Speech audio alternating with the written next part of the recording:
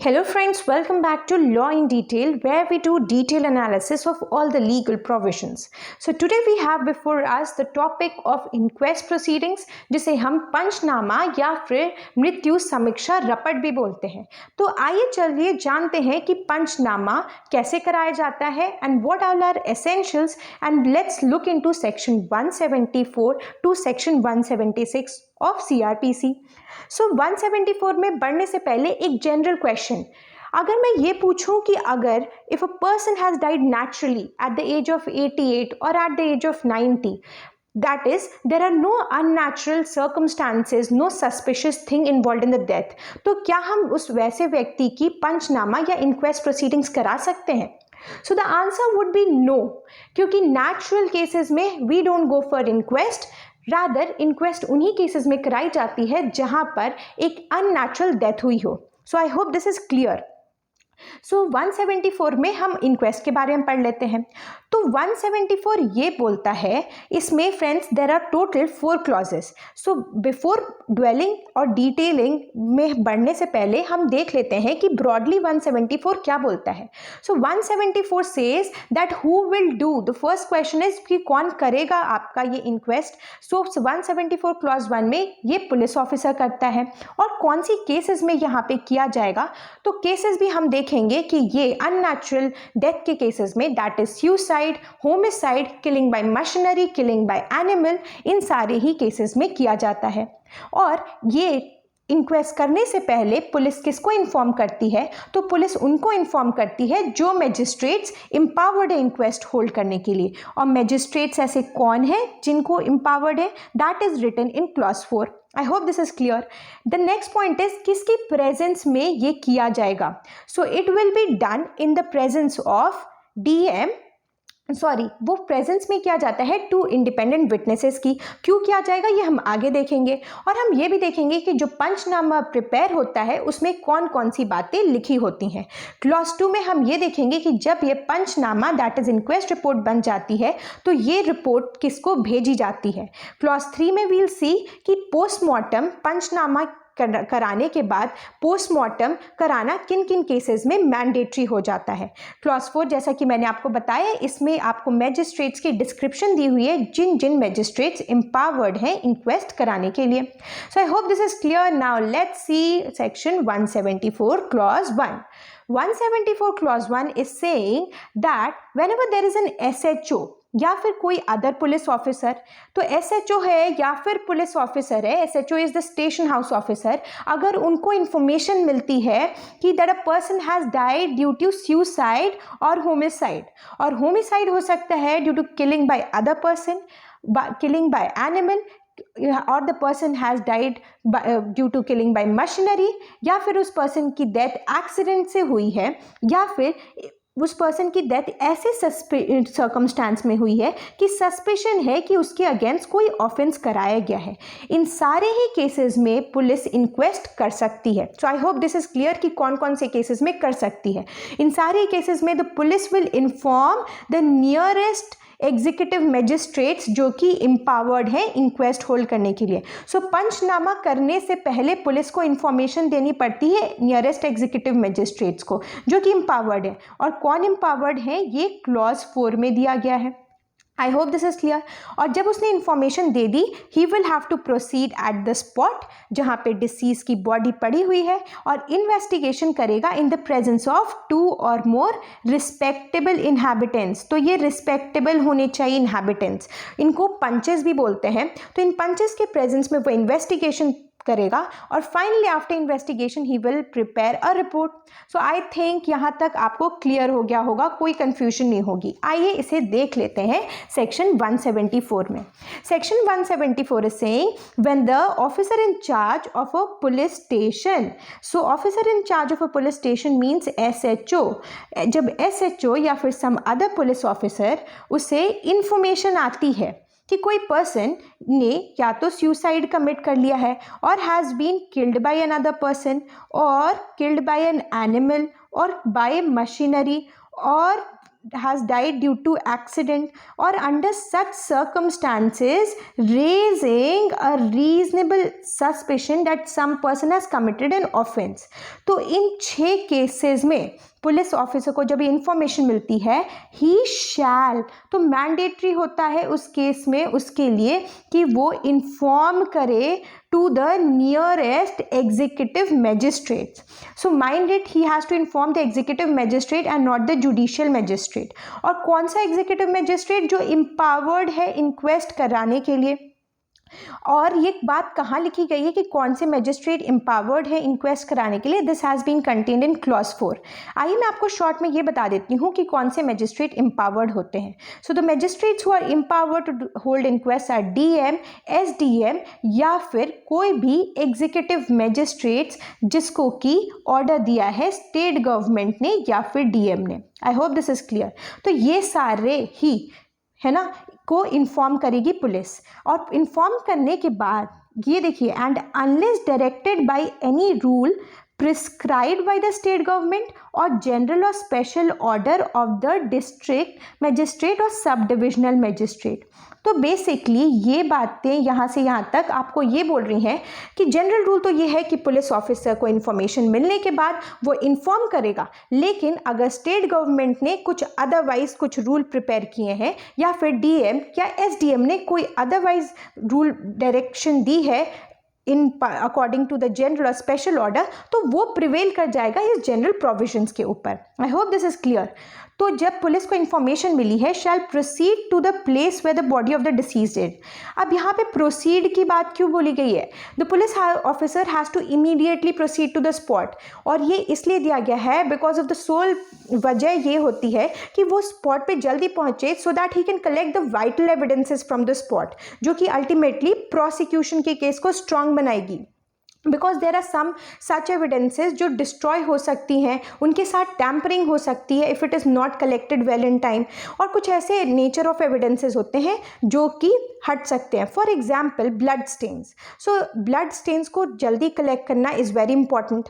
वैसे ही अगर हम ड्रग्स की बात करें, if a person has died due to drugs, तो वो ड्रग्स उसकी बॉडी में will remain only up to 24 hours, और 24 आवर्स के बाद वो डिसॉल्व करवाती है। तो इट इज़ वेरी नेसेसरी ना दैट आप 24 आवर्स के अंदर कलेक्ट कर लो। वैसे ही in cases of rape semen sample को कलेक्ट करना बहुत ज़रूरी हो जाता है, और वो तभी ये सारी कलेक्ट हो सकती हैं जब आप जल्दी से जल्दी डेड बॉडी के पास पहुंचकर वो सारे एविडेंसेस एक्सट्रैक्ट कर लो। तो इसीलिए shall proceed to the spot and there in the presence of 2 or more respectable inhabitants. तो ये रिस्पेक्टेबल इनहैबिटेंट्स को क्यों बोला गया कि उनकी प्रेजेंस में ही इन्वेस्टिगेशन करेगा police? This is because to maintain the fairness and transparency of the investigation, कि वहाँ पे हम बोले कि उस नेबरहुड के रिस्पेक्टेबल इनहैबिटेंट्स के सामने ये काम करो, इन्वेस्टिगेशन करो, and draw up a report. इसी रिपोर्ट को हम पंचनामा बोलते हैं। और आइए हम देखते हैं कि रिपोर्ट में क्या क्या हो सकता है। रिपोर्ट में इंजरी के मार्क्स होते सकते हैं जो जिसको देखकर अपैरेंट कॉज ऑफ डेथ का पता चल रहा है। फॉर एग्जाम्पल उसमें वहाँ पे बॉडी में कौन से वुंड्स पाए गए हैं, the fractures which are there, जो ब्रूजेज हैं, या फिर कोई भी अदर मार्क्स ऑफ इंजरी जो पाए गए हैं। और इसके अलावा रिपोर्ट में आपको ये भी लिखनी पड़ेगी कि इन व्हाट मैनर, मतलब पुलिस को देखने से क्या लग रहा है कि किस मैनर में उसकी डेथ हुई होगी।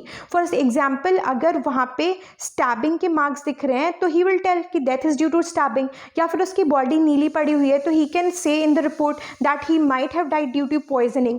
तो ये भी लिखना पड़ेगा। तीसरा, उसको वेपन और इंस्ट्रूमेंट्स के बारे में भी लिखना पड़ेगा जो कि उसे लगता है कि इनकी वजह से डेथ हुआ होगा। फॉर एग्जाम्पल ही कैन से कि नाइफ की वजह से नाइफ को स्टैब किया गया, या फिर इंस्ट्रूमेंट्स में वी कैन से इंजेक्शन। कई बार क्या होता है कि इंजेक्शन वगैरह इंसर्ट करा के ड्रग्स वगैरह डालकर डेथ कर दी जाती है, या फिर जिम के डंबल्स जो रहते हैं वो उन सब से मारकर उसकी व्यक्ति की हत्या हुई है। तो ये सब आपको बताना पड़ेगा रिपोर्ट में। So I hope this is clear.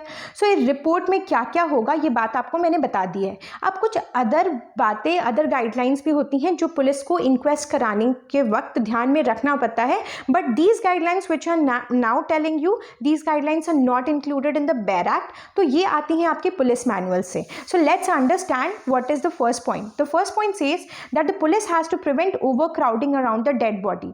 तो जनरली अगर ये डेड बॉडी पड़ी है तो इस डेड बॉडी के अराउंड ऐसे बैरिकेड कर दिया जाता है ताकि ओवर क्राउडिंग ना हो पाए और कोई इंपॉर्टेंट एविडेंसेस हैं वो डिस्ट्रॉय ना हो जाए। और जितने भी यहाँ पे इंपॉर्टेंट एविडेंसेस मिलेंगे, फुटप्रिंट्स मिलेंगे या फिंगर मार्क्स मिलेंगे उस डिसीज व्यक्ति के या फिर उसके अलावा किसी और व्यक्ति के, तो वो सारे ही वो evidences, footprints and finger marks will be secured by the police.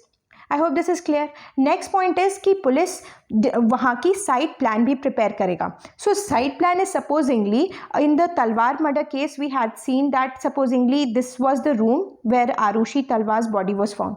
तो यहाँ पे ऐसे बन सकती है नक्शा नगरी की ये रूम था, यहाँ पर डोर था, this was the washroom, now this was another door, यहाँ पे एक विंडो था, देयर वॉज दिस बैल्कनी, यहाँ पे पेरेंट्स का रूम था। सो दिस इज़ व्हाट नक्शा नगरी is, this is the site plan. ये भी प्रिपेयर करनी पड़ती है। और जितने भी क्लोथिंग है, जो नेसेसरी क्लोथिंग है कवर करने के लिए जो रिक्वायर्ड है बॉडी को, उनको छोड़कर अगर कोई एडिशनल क्लोथिंग होगी या फिर एडिशनल मटेरियल होंगे, for example ornaments, any additional clothing या फिर किसी का वॉलेट है, तो ये सारी चीज़ें भी सीज और सिक्योर कर ली जाएगी। Next is the police has to take in situ photograph of the dead body. For example अगर डेड बॉडी इस पोजिशन में पड़ी हुई है तो ऐसे फोटोग्राफ ली जाएगी, और अगर डेड बॉडी इस पोजीशन में पड़ी हुई, इसके दोनों हाथ ऊपर हैं और दोनों पैर ऐसे हैं, तो इस पोजीशन में ले, मतलब whatever I am trying to make a point here is that in whichever position the dead body is lying, उस पोजिशन में आपको फोटोग्राफ लेनी पड़ेगी। Next is he shall record his opinion, और वो जो पर्सन अक्वेंटेड है facts of the case के साथ उनको भी एग्जामिन करेगा और रिकॉर्ड करेगा। I hope this is clear. जो भी रिपोर्ट बनेगी उसमें वो अपना ओपिनियन देगा कि उसे अपेरेंटली डेड बॉडी को देखकर क्या लगता है, क्यों डेथ हुई होगी, और जो person acquainted with the facts of the case है, that is the eyewitnesses हैं, उनकी भी स्टेटमेंट्स वो एग्जामिन और रिपोर्ट करेगा। आई होप यहाँ तक आपको क्लियर हो गया होगा। So now let's move forward and see ये सेकेंड क्लॉज क्या बोलता है। Second clause is saying the report shall be signed by the police officer. ये जो पंचनामा बनेगी है ना, उसको सेकेंड क्लॉज में हम देखेंगे किसके सामने फॉरवर्ड करना है। फॉरवर्ड करने से पहले उस पर साइन भी किए जाएंगे। साइन उस पर पुलिस ऑफिसर करेगा और अदर पर्सन्स करेंगे। अदर पर्सन्स का मतलब है जिन पर्सन्स के स्टेटमेंट आपने रिकॉर्ड किए हैं और जो दो रिस्पेक्टेबल इनहैबिटेंट्स लाए गए थे लोकेलिटी के, जिनके सामने इन्वेस्टिगेशन हुआ है, उनके सिग्नेचर्स की बात हो रही है। तो ये सारे व्यक्ति में से वही सारे व्यक्ति करेंगे जो कॉन्कर करते हैं उस रिपोर्ट के साथ। तो if some person is not concurring, that is not agreeing with the report, then he need not sign it. I hope this is clear. उसको साइन करने की ज़रूरत नहीं है, और उसके बाद इस रिपोर्ट को फोर्थविथ भेज दिया जाएगा डीएम को या फिर एसडीएम को। I think this point is clear. जब वो पुलिस जा रहा होता है इंक्वेस्ट करने, तो उसे इन्फॉर्म करना पड़ता है मैजिस्ट्रेट्स को जो एम्पावर्ड है इंक्वेस्ट होल्ड करने के लिए, और जब उसने रिपोर्ट बना ली है तो ये रिपोर्ट वो भेज देगा डीएम को या फिर एसडीएम को। This point is clear. Now let's come to the third clause. और थर्ड क्लॉज में आपका क्या बोलता है?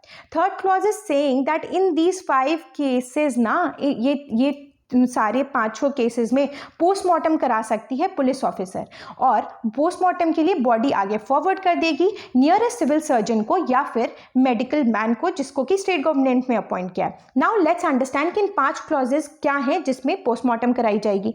तो ये जो पहले 3 क्लॉज है friends, this is relating to a women, और बाकी जो 2 क्लॉजेज हैं वो किसी भी पर्सन को रिलेट कर सकते हैं। तो फर्स्ट क्लॉज इज सेइंग कि जब वुमेन ने सुसाइड कर लिया है with in 7 years of marriage, है ना। और second clause is saying that the case relates to the death of the woman within 7 years of a marriage in any circumstance raising a reasonable suspicion that some other person,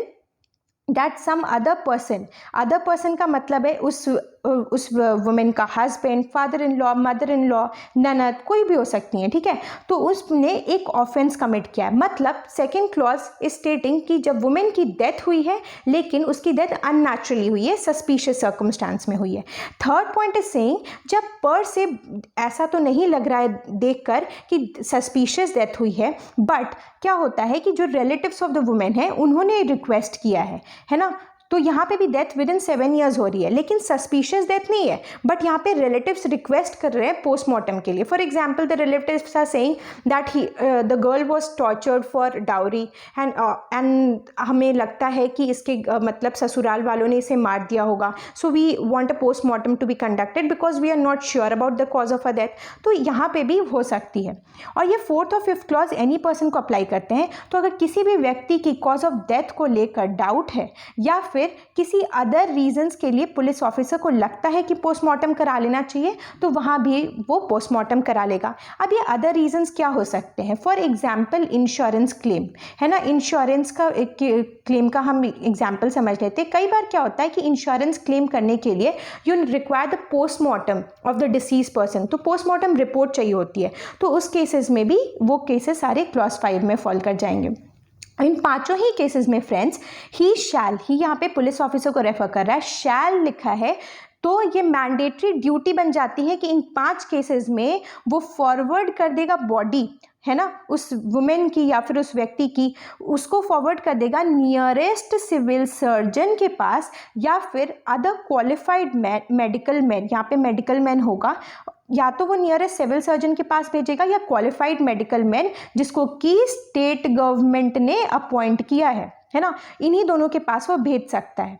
लेकिन if the state of the weather and distance admits of its been so, मतलब अगर मौसम और दूरी allow कर रही है कि बॉडी को भेजा जा सकता है तभी बॉडी भेजी जाएगी। मतलब अगर वो यहाँ पे लिखा है ना without risk of such putrefaction, putrefaction का मतलब होता है स्पॉइलेज। तो अगर पुलिस को लग रहा है कि वेदर, दूरी और मौसम परमिट करती है और बॉडी स्पॉइल नहीं होगी, सड़ेगी या गलेगी नहीं, तो वो बॉडी को भेज सकता है। I hope this is clear. तो यहाँ पे एक डिस्क्रिशन भी है पुलिस के पास और इस डिस्क्रिशन को उसको प्रूडेंटली, ऑनेस्टली एक्सरसाइज करना पड़ेगा कि अगर उसे लगता है कि नहीं बॉडी को हमें नहीं भेजना चाहिए क्योंकि वो सड़ जाती है, सड़ सकती है, गल सकती है, तो वो वहाँ पे नहीं भी भेज सकता है। So here a discretion has been vested, otherwise हर केसेस में यहाँ पे मैंडेटरी हो जाता है। So now the next question comes is why we need to do a postmortem, है ना, जब पुलिस इंक्वेस्ट पंचनामा कर ही रही है तो पोस्टमार्टम कराने की क्या जरूरत है? Because you must appreciate this fact कि जो इंक्वेस्ट रिपोर्ट होता है उससे हमको अपैरेंट कॉज पता चल रहा है डेथ का, एक्चुअल कॉज हमको नहीं पता चल रहा है कि डेथ का क्या हुआ है। एक्चुअल कॉज साइंटिफिक एग्जामिनेशन के बाद, जो कि पोस्टमार्टम के तहत साइंटिफिक एग्जामिनेशन होती है, तभी पता चल सकती है। तो आई होप दिस इज क्लियर कि हमें साइंटिफिकली अगर हमको एक्चुअल कॉज का पर्दाफाश करना है तो पोस्टमार्टम कराना पड़ेगा, है ना। अब नाउ लेट्स अंडरस्टैंड कि पोस्टमार्टम रिपोर्ट और इंक्वेस्ट रिपोर्ट में डिफरेंस क्या होता है। तो फर्स्ट द पॉइंट इज कि इंक्वेस्ट आपको एग्जीक्यूटिव इन्वेस्टिगेशन ऑफिसर यानी पुलिस कर सकती है, लेकिन जो पोस्टमार्टम होता है that can be done only by doctors, medical experts कर सकते हैं, जैसा कि हमने देखा नियरेस्ट सिविल सर्जन करेगा या फिर other medical officer who is appointed by the state government. दूसरा ये है कि ये जो इंक्वेस्ट रिपोर्ट होती है that is just and just only and only external examination of the body, और इससे बस अपैरेंट कॉज का पता चलता है, जबकि पोस्टमार्टम बॉडी की इंटरनल साइंटिफिक एग्जामिनेशन होती है और इससे हमको व्यक्ति की एक्चुअल कॉज ऑफ डेथ का पता चलता है। तो पोस्टमार्टम किस नेचर की हो गई? ये साइंटिफिक रीजन बताती है डेथ का, जबकि इंक्वेस्ट रिपोर्ट आपका एक ऑक्यूलर एविडेंस हो जाएगा और इसमें बताया जाएगा कि आपके अपैरेंट कॉज ऑफ डेथ क्या है, इंजरी मार्क्स क्या है, किस मैनर में, किस वेपन को यूज़ करके, और जहाँ मतलब जो क्राइम सीन होगी उसकी डिस्क्रिप्शंस वगैरह कंटेंट होंगी इस इंक्वेस्ट रिपोर्ट में। आई hope this is clear. Now next very important question which arises is कि क्या हो अगर डिस्क्रिपेंसी हो पोस्टमार्टम रिपोर्ट और इंक्वेस्ट रिपोर्ट में। I will explain it with an example. मान लीजिए कि पुलिस इंक्वेस्ट करती है और पुलिस बोलती है कि this person has died due to bullet injuries, तो इस केस कल में बुलेट इंजरीज पाई गई हैं तो he has died due to bullet injuries. लेकिन जो पोस्टमार्टम आता है, पोस्टमार्टम सेज दैट दो उसके से बुलेट इंजरीज रिकवर हुई हैं, बट बुलेट लगने से पहले ही the person had already died, bullet लगने से पहले, और वो मर चुका था पॉइजनिंग की वजह से। So postmortem is telling you about poisoning, जबकि यहाँ पे आपको बुलेट इंजरीज की बात हो रही है। तो दोनों में कॉन्फ्लिक्ट है, तो हम किसको प्रेफरेंस देंगे? बेसिकली हमें यहाँ पे प्रेफरेंस देनी चाहिए पोस्टमार्टम रिपोर्ट को, because understand one thing, postmortem report ना एक साइंटिफिक रिपोर्ट है, तो वो साइंस पे बेस्ड है, it has been prepared by a expert, so ये ज़्यादा रिलायबल एविडेंस है ना, from the inquest report, and hence the postmortem has to be given preference. I hope this is clear. Now let's move to clause 4, और clause 4 में देखते हैं कि कौन कौन से मैजिस्ट्रेट एम्पावर्ड हैं इंक्वेस्ट होल्ड करने के लिए। जैसा मैंने आपको पहले भी समझाया था, दीज आर डीएम, एसडीएम, या फिर कोई अदर एग्जीक्यूटिव मैजिस्ट्रेट्स भी हो सकते हैं जो स्पेशली एम्पावर्ड जिनको किया है स्टेट गवर्नमेंट ने या फिर डीएम ने।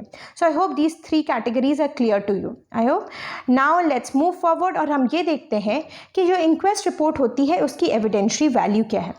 तो आपको ये समझना पड़ेगा कि इंक्वेस्ट रिपोर्ट जो है वो section 17, the statements made under section 174, that is the inquest report, can not be used as a substantial piece of information. बनाई तो इसको पुलिस ने ही है ना, तो इसीलिए इसको सब्सटैंशियल पीस ऑफ इन्वेस्टिगेशन के तौर पे नहीं यूज़ किया जा सकता। सब्सटैंशियल पीस का मतलब है कि आप इसके सोल बेसिस पे कन्विक्शन या अक्विटल नहीं कर सकते हो। ये बस किस चीज़ के लिए हो सकता है? At the most it can be use as a previous statement to corroborate और कॉन्ट्रडिक्ट। ये सब्सटैंशियल तो नहीं होता, कन्विक्शन या अक्विटल सोल इसके बेसिस पे तो नहीं की जा सकती है, बट जो प्रोसिक्यूशन एविडेंस है उसको कोरोबरेट करने के लिए या फिर उसको कॉन्ट्रडिक्ट करने के लिए ये एक प्रीवियस स्टेटमेंट के तौर पे यूज हो सकता है। I hope this point is clear. Though this report is very credible for the prosecution case, but बस ये कोरोबरेशन और कॉन्ट्रडिक्शन के लिए ही यूज होगा and not as a substantial piece. दूसरी बात यह है कि इंक्वेस्ट रिपोर्ट एक पब्लिक डॉक्यूमेंट होती है और ज़रूरी नहीं है कि इसमें अक्यूज्ड का नाम लिखा गया, because the police may not be aware ना कि अभी तक किसने किया है, डेथ कॉज करी है। Now let's move to section 175. So 175 में हम ये देखेंगे कि पुलिस यहाँ पे समन इशू कर रहा है आई विटनेसेस को और पंचेस को, जो 2 रिस्पेक्टेबल इनहैबिटेंट्स थे उन्हें। और सेकंड में हम ये भी देखेंगे कि पुलिस बॉन्ड साइन करा लेती है उन पर्सन से जिनको ये बुला रही है एग्जामिनेशन के लिए। तो section 175 is similar to section 160, है ना। सेक्शन 175 सेक्शन 160 सीआरपीसी से सिमिलर है, बिकॉज सेक्शन 160 में भी पुलिस इन्वेस्टिगेशन के दौरान नोटिस देती है, और लेकिन 175 में भी वो समन देकर बुला रही है उन पर्सन्स को। तो ये दोनों में ही वो बुला रही है, बट डिफरेंस इज कि 160 में जो इशू होता है दैट इज अ नोटिस, और 175 में जो इशू कर रही है that is a summon. And one very very important point which you have to note here, that ये अकेला प्रोविजन है सीआरपीसी में। Section 175 is the sole provision in the CrPC, जहाँ पे पुलिस को इतनी ज़्यादा पावर दी गई है कि वो समन इशू कर सकता है, वरना नोटिस के तो बहुत सारे प्रोविजंस है, बट समन की पावर पुलिस को कहीं नहीं दी गई है except section 175। So this is very important for your PT purposes. I hope you are noting it. Next चाहिए, आइए यहाँ पे देख लेते हैं कि पुलिस किसको समन करता है। तो अब police officer proceeding under section 174, यहाँ पे कौन सी पुलिस की बात कर रही है? 174 वाली, मतलब जो 174 में स्पॉट पे जा रहे हैं और इंक्वेस्ट कर रहे हैं उनकी बात कर रहा है। तो वो police officer by order in writing, तो ये जो समन इशू होगा ये राइटिंग में होना चाहिए। ये किसको बुला सकते हैं समन इशू करके? 2 or more persons as aforesaid। 2 or more persons मतलब यहाँ पे respectable inhabitants of the locality की बात हो रही है जिनके सामने इन्वेस्टिगेशन हुआ है, तो या तो इनको समन किया जा सकता है, ठीक है। And any other person, other person कौन होना चाहिए? इनके अलावा अदर पर्सन और कौन सा हो सकता है? जो कि अक्वेंटेड है with the facts of the case, मतलब जो आई विटनेस हो या जिसको फैक्ट्स के बारे में कुछ ना कुछ पता हो। तो ये दूसरी कैटेगरी होगी जिसको समन इशू किया जा सकता है। और जिनको भी मतलब ये कैटेगरी 1 और जो कैटेगरी 2 के पर्सन्स हैं जिनको समन किया जा रहा है, shall be bound to attend and answer truly all questions. तो उन्हें आना पड़ेगा और उन्हें सही आंसर देना पड़ेगा जो सारे क्वेश्चंस की, ठीक है, अनटिल एंड अनलेस वो ऐसे क्वेश्चंस हैं जो कि उन्हें एक्सपोज कर दे क्रिमिनल चार्ज को, पेनल्टी को या फिर फोरफीचर को। तो ये वाली बात section friends it is similar to section 161। 161 में भी यही बोला जाता है दैट अगर पुलिस किसी को बुला रही है तो they are bound to answer all the question except self incriminating nature के जो क्वेश्चंस होते हैं, मतलब इन तीनों वाले क्वेश्चंस को छोड़कर बाकी सारे question they are bound to answer, है ना। तो ये भी सेक्शन 161 से। और जब ये स्टेटमेंट रिकॉर्ड कर ली जाती है 161 वाली, तो ये 162 से हिट हो जाती है। तो सिमिलरली यहाँ पे भी जो स्टेटमेंट रिकॉर्ड की जाएगी वो सारी 162 से हिट हो जाएगी। और ऐसा क्यों हो रहा है कि वो 164 से हिट हो रही है? दिस इज़ बिकॉज कि ये सारे ही statements in the course of investigation लिए जा रहे हैं। That's why I hope this point is clear, right. तो आपको ये याद रखना पड़ेगा, मैंने आपको बताया था 175 इज सिमिलर टू 160। तो ऑब्वियसली यहाँ पे सेक्शन 175 में प्रोवाइजो भी लग जाएगा सेक्शन 160 क्लॉज 1 का। तो प्रोवाइजो इज सेइंग कि आप सबको तो बुला सकते हो, मतलब इन लोगों को या जो पर्सन अक्वेंटेड है इनको बुला सकते हो, बट 160 में दिया गया है ना कि अगर कोई 15 साल से नीचे का व्यक्ति होगा या फिर 65 ईयर्स से ऊपर का मेल है या फिर वो एक वुमेन है या फिर अ पर्सन है जो कि फिजिकली या मेंटली डिसेबल्ड है, तो उन सबको बुलाने की ज़रूरत नहीं है पुलिस स्टेशन। रादर जहाँ पे वो रिसाइड करते हैं पुलिस वहीं जाके उनका स्टेटमेंट्स रिकॉर्ड कर सकती है। सो ये वाली बातें आप यहाँ पे भी इंक्लूड कर लोगे। I hope this is clear. Now let's move to second clause. क्या बोल रहा है? Second clause is saying if the facts do not disclose a cognizable offense to which section 170 applies, है ना। तो अगर देखिए क्या होता है ना, जिन पर्सन्स को बुलाया गया है एग्जामिनेशन के लिए ना क्लॉज 1 के अंदर, जनरली पुलिस उनसे बॉन्ड साइन करा लेती है कि अगर आपको कोर्ट में आगे बुलाया जाएगा तो आप वहाँ पे हाजिर रहना। सो अगर पुलिस को लगता है कि कोर्ट में बुलाया जाना चाहिए उनको आगे, तो उनसे बॉन्ड साइन करा लेगी, अदरवाइज बॉन्ड की ज़रूरत नहीं है यहाँ पर। ओके, सो अगर फैक्ट्स डिस्क्लोज नहीं करे कॉग्निजेबल ऑफेंस जिस पे 170 लग रहा है, तो person shall not be required by police officer to attend a magistrate's court. I hope this point is clear. और फिर नेक्स्ट चलते हैं, अब देखते हैं दो इंपॉर्टेंट लैंडमार्क केस जो कि है Harkirat Singh versus state of Punjab और Malkiyat Singh versus state of Punjab का। इन केसेस में ये आया था, these cases are very important for the purpose of section 175।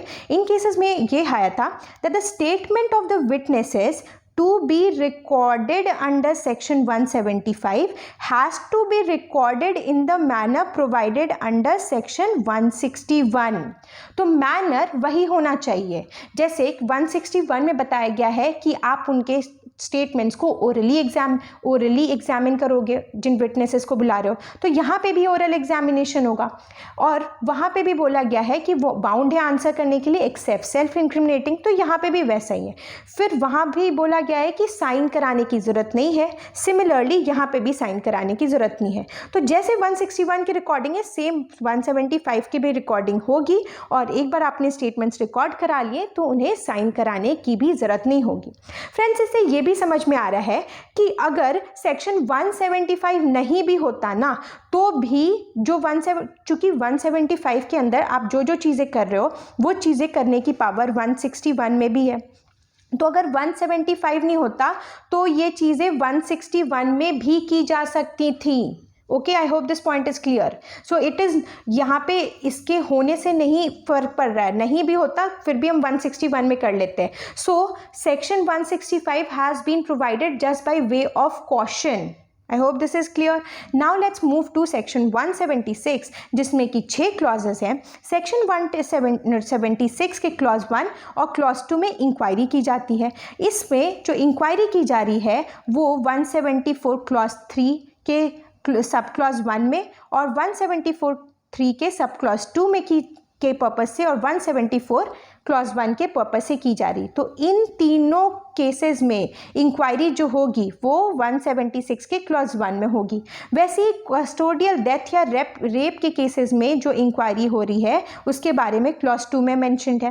Clause 3 is talking about recording of evidences, जो हम आगे देखेंगे। क्लॉज 4 डिसइंटरमेंट, मतलब एक्सह्यूमिंग द बॉडी, मतलब उसको ग्रेव से निकलवाने की बात हो रही है। क्लॉज 5 में रिलेटिव्स को इन्फॉर्म करने की बात हो रही है। क्लॉज 6 में पोस्टमार्टम कराने की बात हो रही है। I hope this is clear. Now let's move and see what section 176 is talking about। तो अब हम चलते हैं 176 पे।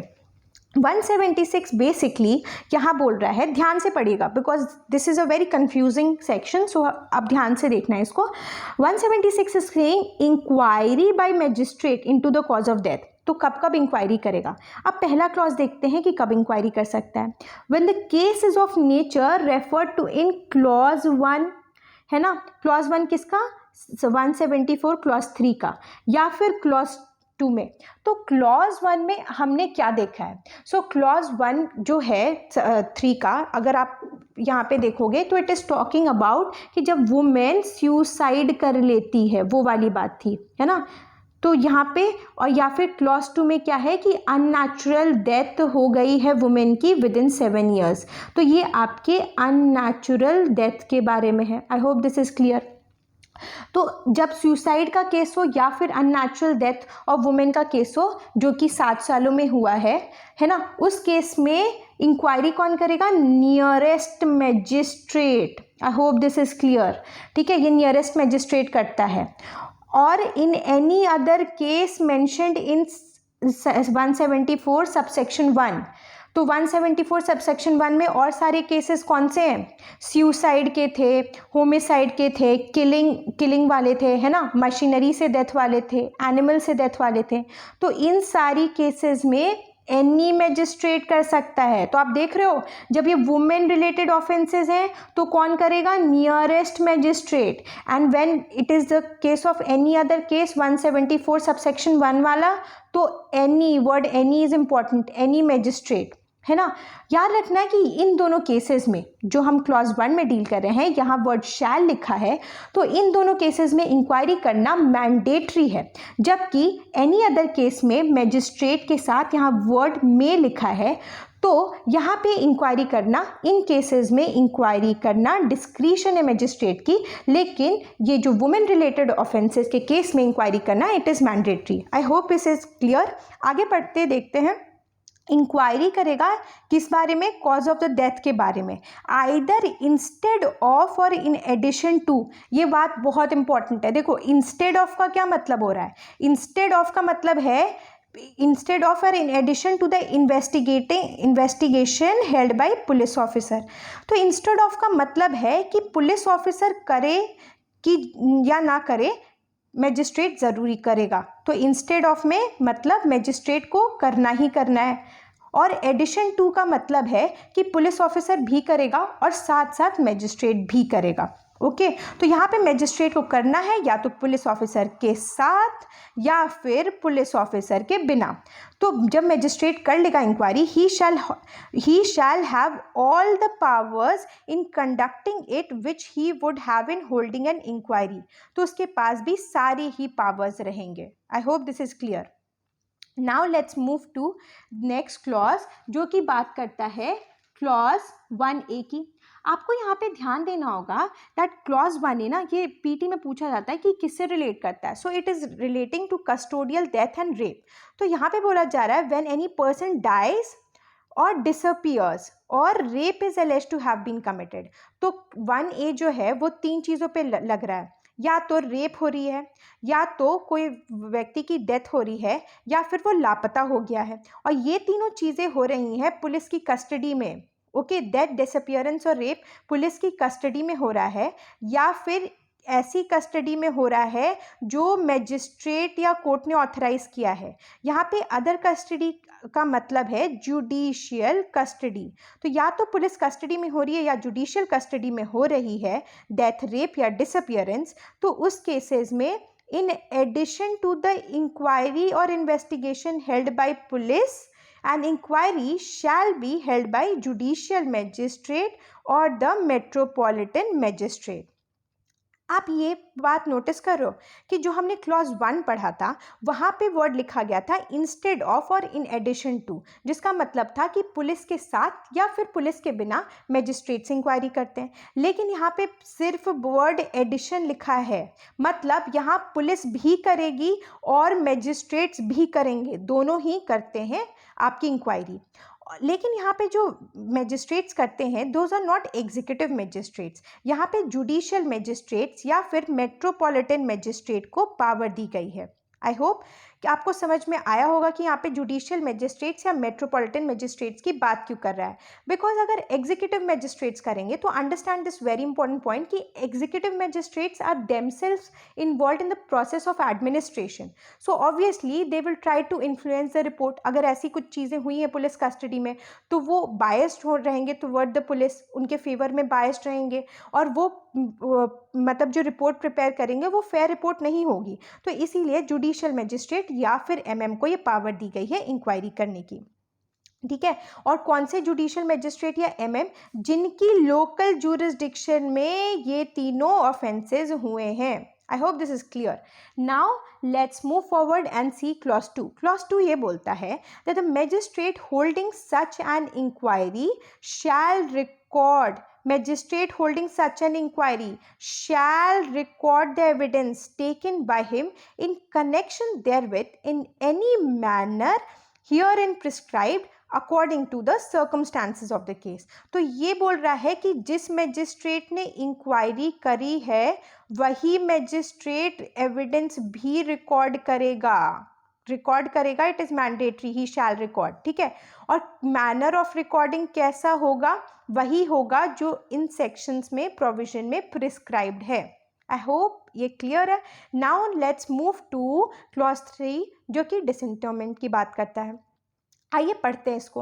Whenever such magistrate considers it expedient to make an examination of the dead body, है ना। फॉर एग्जाम्पल मैजिस्ट्रेट को लगता है कि किसी केस में ना, क्राइम पेट्रोल में दिखाते ना बहुत सारे केसेस जिसमें किसी को मार दिया जाता है, उसको बरी कर दिया जाता है।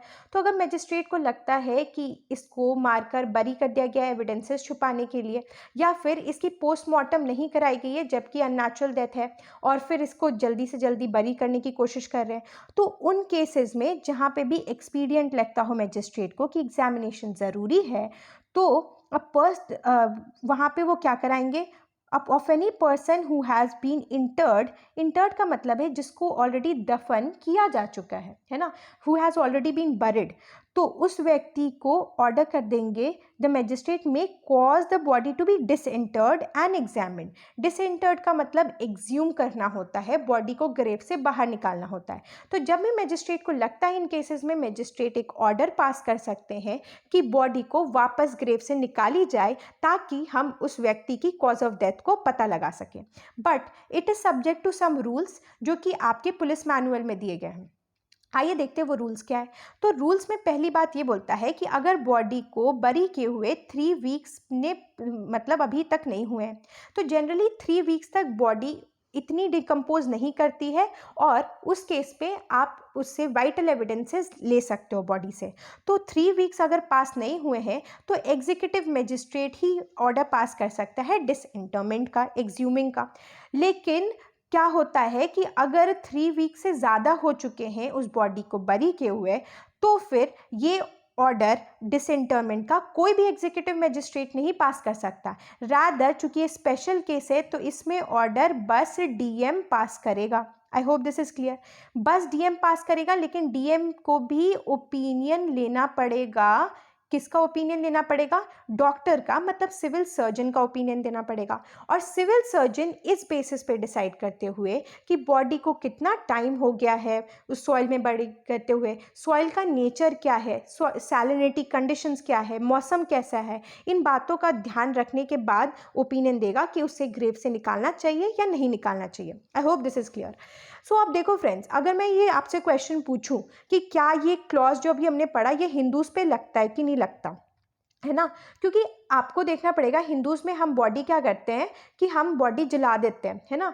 तो फिर हम उसे बरी नहीं कर रहे हैं, तो इसीलिए उसको निकालने की भी बात नहीं होगी, बिकॉज हम उसको बरी कर ही नहीं रहे हैं। सो बेसिकली एक क्लॉज हिंदू पे नहीं लगता। मुसलमान वगैरह में क्या होता है कि बॉडी बरी की जाती है तो उसके डिसइंटरमेंट का ऑर्डर पास हो सकता है। लेकिन हाँ, हिंदूज के केस में भी अगर कोई व्यक्ति हिंदू है लेकिन अगर उसे मार दिया गया है और फिर एविडेंसेस को छुपाने के लिए डाल दिया गया है, तो उस केस में फिर ये लगेगा, है ना। और इस बात पे भी ध्यान दो कि अगर पुलिस को सस्पिशन है ना कि ये ना बिना उसको डेड बॉडी की पोस्टमार्टम कराने के बिना ही जल्दी जल्दी पूरा मतलब उसे बरी कर रहे हैं, तो उस केसेस में भी सस्पेशन के ग्राउंड पे पुलिस रोक सकता है। Okay, I hope this is clear. Now let's move to clause 4। अब हम ये देखते हैं, where an inquiry is to be held under this section. Inquiry की बात करें कि जब इंक्वायरी सेक्शन में हुई है तो ऑब्वियसली क्लॉज 1 में हुई है इंक्वायरी और 1A में हुई है ना। जो हमने क्लॉज 1 देखा था वुमेन रिलेटेड और अदर ऑफेंसेस जो 174(1) वाले थे, और 1A में हमने देखा था कस्टोडियल डेथ, रेप या डिसअपियरेंसेस के केस में। तो इन केसेस में जहां इंक्वायरी हुई है तो मैजिस्ट्रेट शैल व्हेनेवर प्रैक्टिकेबल इन्फॉर्म करेगा रिलेटिव्स को, डिसीज की रिलेटिव्स को, जिनके नेम और एड्रेसेस उसको पता है, ठीक है। तो उन्हें इन्फॉर्म करेगा कि हम ये इंक्वायरी कर रहे हैं या हम डिसइंटरमेंट करने वाले हैं, और अगर वो प्रेजेंट रहना चाहते हैं इंक्वायरी पे तो ही शैल अलाउ, मतलब यहाँ पे 2 बार वर्ड शैल लिखा है, तो उसको इन्फॉर्म करना भी मैंडेटरी है अगर वो प्रैक्टिकेबल है उनको इन्फॉर्म करना तो, और अगर वो रहना चाहते हैं इंक्वायरी में तो उसे अलाउ करना भी मैंडेटरी है। मतलब मैजिस्ट्रेट्स रिजेक्ट नहीं कर सकते हैं कि आप नहीं प्रेजेंट हो सकते हो, मैंडेटरीली अलाउ करना पड़ेगा। और एक्सप्लेनेशन में यहाँ पे लिखा है कि इन्फॉर्म द रिलेटिव्स, तो ये कौन से रिलेटिव्स होंगे जिनको मैजिस्ट्रेट इन्फॉर्म करेगा, ये वाली बात आपके एक्सप्लेनेशन में दी गई है कि रिलेटिव्स का मतलब होता है उस डिसीज के पेरेंट्स, उसके चिल्ड्रंस, उसके ब्रदर्स एंड सिस्टर्स या फिर उसके spouse, that is husband and wife. I hope this is clear. Now let's move to clause 5। Clause 5 देखते हैं, द जुडिशियल मैजिस्ट्रेट और मेट्रोपॉलिटन मैजिस्ट्रेट और एग्जीक्यूटिव मैजिस्ट्रेट या police officer holding an inquiry और investigation as the case may be. तो यहाँ जो inquiry word है वो जेएम के साथ जारी है, एमएम के साथ जारी है और ईएम के साथ जारी है, और जो इन्वेस्टिगेशन वर्ड है ये पुलिस ऑफिसर्स के साथ जारी है। तो ये सारे जो इंक्वायरी और इन्वेस्टिगेशन कर रहे हैं अंडर सब सेक्शन 1A, मतलब ये कस्टोडियल डेथ की बात कर रहा है। तो कस्टोडियल डेथ में जब ये सारे लोग इंक्वायरी या इन्वेस्टिगेशन कर रहे हैं तो उन्हें with in 24 hours of the death of the person, with in 24 hours उसकी बॉडी, उस डिसीज की बॉडी को फॉरवर्ड करना पड़ेगा, है ना। मतलब पोस्टमार्टम के लिए फॉरवर्ड करना पड़ेगा सिविल सर्जन के पास या फिर जो स्टेट गवर्नमेंट द्वारा क्वालिफाइड मेडिकल पर्सन होगा उसके पास। I hope this is clear कि उसे फॉरवर्ड करना पड़ेगा विद इन 24 आवर्स, अनलेस, लेकिन यहाँ पे एक डिस्क्रिशन भी है कि अनलेस उसे लगता है, उस पुलिस या मैजिस्ट्रेट जो इन्वेस्टिगेशन या इंक्वायरी करते हैं कि उनको लगता है कि बॉडी भेजना पॉसिबल नहीं होगा फॉर रीजंस, ठीक है, जैसे कि बॉडी ख़राब हो जाएगी, दूरी बहुत है, या फिर बहुत ज़्यादा टाइम लग जाएगा, है ना, और बॉडी स्पॉइल हो जाएगी। तो जो भी उनके रीजंस हैं जिस वजह से वो ना फॉरवर्ड कर पाएँ, उस रीजंस को उन्हें राइटिंग में रिकॉर्ड करना पड़ेगा, है ना। एक और इम्पॉर्टेंट पॉइंट यहाँ पे ये है कि यहाँ पे लिखा है with in 24 hours of the death. तो क्या अगर 24 घंटे उस पर्सन के मरे हुए 24 घंटे से ज़्यादा हो चुके हैं तो फिर उस केस में यहाँ पे उस केस में पोस्टमार्टम के लिए नहीं भेजी जाएगी बॉडी? ऐसा कुछ नहीं है। अगर 24 घंटे से भी ज़्यादा हो चुके हैं तो इसका ये मतलब नहीं है नहीं भेजी जाएगी। यहाँ पे एक डायरेक्शन दिया गया है कि आप 24 घंटे के अंदर भेज दो, लेकिन अगर आपको बॉडी 24 घंटे के बाद मिली है उस केस में भी आपको उसे भेजना ही है पोस्टमार्टम के लिए। आई hope this is clear and this was the end. I hope you liked the video, and if you liked it आप प्लीज़ हमारे चैनल पे सब्सक्राइब करें and do comment me how was the video and आप और कौन से topics पे मुझे वीडियो बनाते हुए चाहते हैं। I hope this was a nice session. Thank you friends.